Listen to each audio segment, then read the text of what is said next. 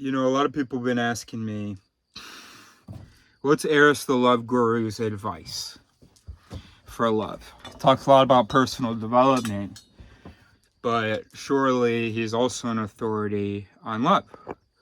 I've told a lot of women that I love them. I've had a lot of women tell me that they don't love me. I've stalked upwards of 30 adult women, and I've learned a lot in my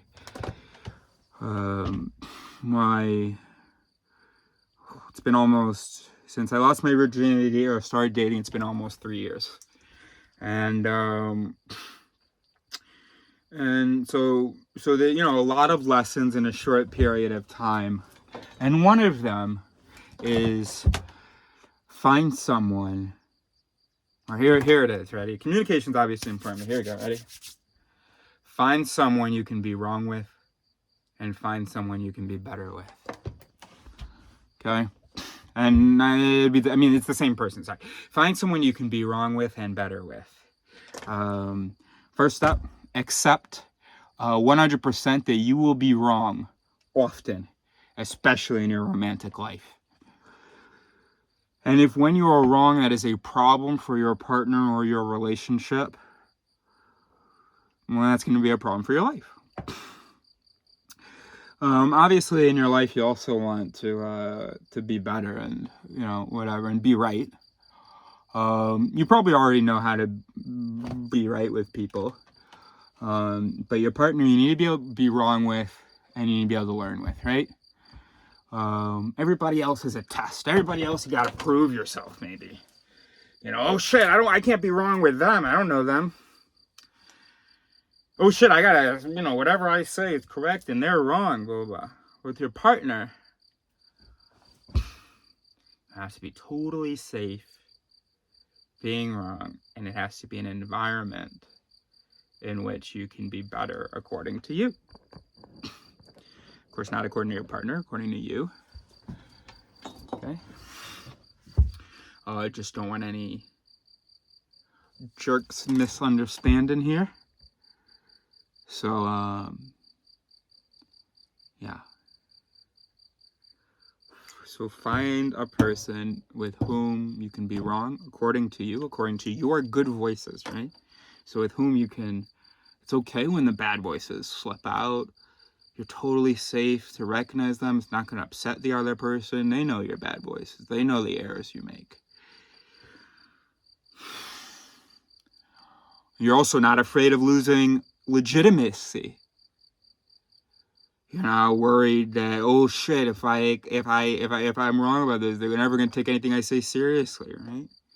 Basically, a simpler test for this is, do you feel comfortable telling your partner you're on your period?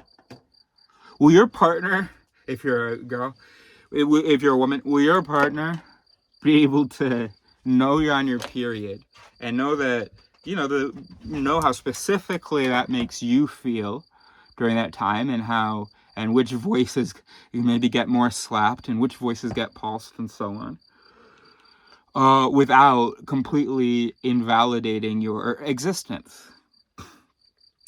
If you're neurodivergent, you're a guy, you can use the same thing, the same sort of test. Do you have a partner that you can tell that you have ADHD or depression or whatever, and you're not going to get hit with a bunch of, oh, go take your meds, or did you take your meds, or your existence just won't be invalidated, but the nuances of your voices will be understood?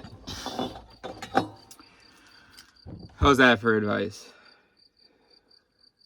You can do the period test or the neurodivergent test, see whether the person, first of all, knows how to handle errors, knows how to say, oh, just because certain types of errors may happen more frequently, or certain, and not, okay, right, okay.